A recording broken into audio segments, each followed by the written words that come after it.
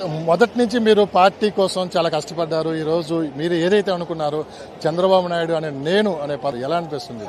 So exciting అండి. నా పేరు సత్యవతి మాధవ. నేను మాది సెంట్రల్ నియోజకవర్గం బోండవమగర్ కాన్స్టిట్యున్సీ. నేను చాలా కష్టపడతా ఉన్నా ఫస్ట్ నుంచి, మీరు అందరూ నేను తెలుసు.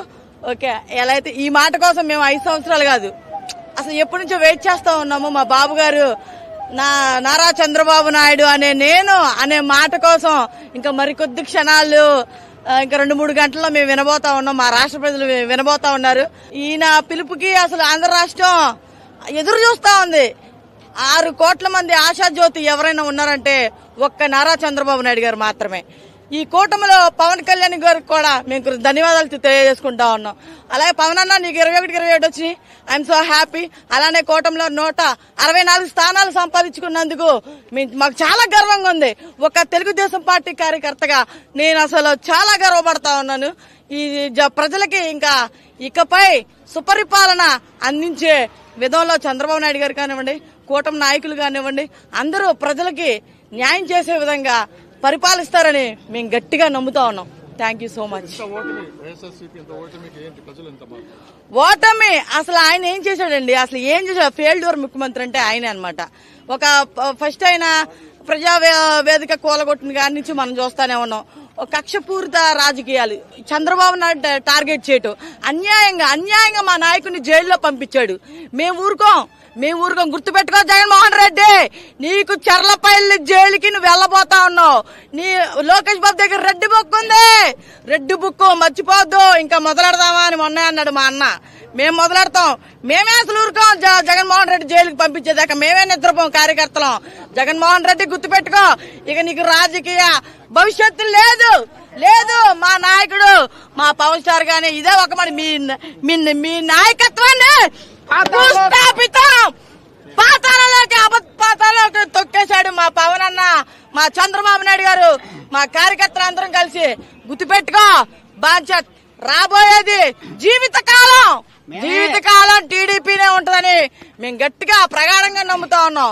ఎందుకంటే మీ రాక్షస పాలన, మీ అవినీతి పాలన ప్రజలకి కంటి నిండా సుఖం లేకుండా పోయింది.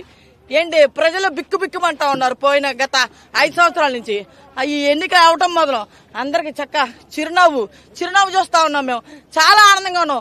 ఇన్ని వేల కోట్ల మెజార్టీలు మా వంశీ గారు కనిపించట్లేదు అని చెప్పి కూడా వినిపిస్తున్నమాట. ఏంటి ఆంటీ రోజా ఆంటీ, అత్త ఒకసారి బయటికి రా అత్త ఒకసారి బయటికి రా. ఎక్కడున్నావు అత్త? నువ్వేదో చెప్పాగా, పవన్ కళ్యాణ్ అన్నావు, ఇంత వయసు వచ్చింది అంత వయసు వచ్చింది, చిటికిన వేల మీద బొచ్చు పేకలేదు అని చెప్పావు.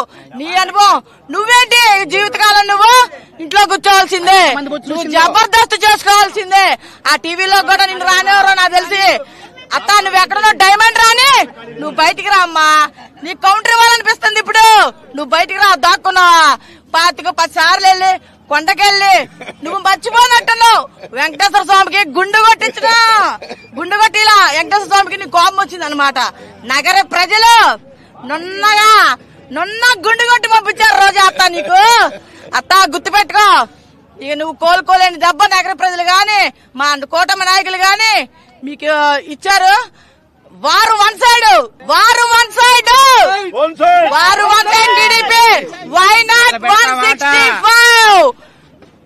నాట్ 165? మీరు చూస్తారు, మా పాలన మీరు చూస్తారు. కొడాలని గారు కుప్పంలో చంద్రబాబు నాయుడిని గెలవమన్నారు. ఈరోజు కుప్పంలో భారీ మెజార్టీ కూడా. కొడాలని బాబు ఎక్కడున్నావు? నువ్వు మొన్న ఛాలెంజ్ చేసావు, కుప్పంలో నారా చంద్రబాబు నాయుడు గెలవకపోతే నేను బూట్లు చంద్రబాబు నాయుడు గారు బూట్లు తుడుస్తానని చెప్పి రాజకీయ సన్యాసం చేస్తానని. నువ్వు ఎక్కడున్నావు? ఇప్పుడు రా, మా ప్రజావేదిక రా. నువ్వు ఇక్కడ నారా చంద్రబాబు నాయుడు ప్రమాణ స్వీకారం చేస్తా ఉన్నారు.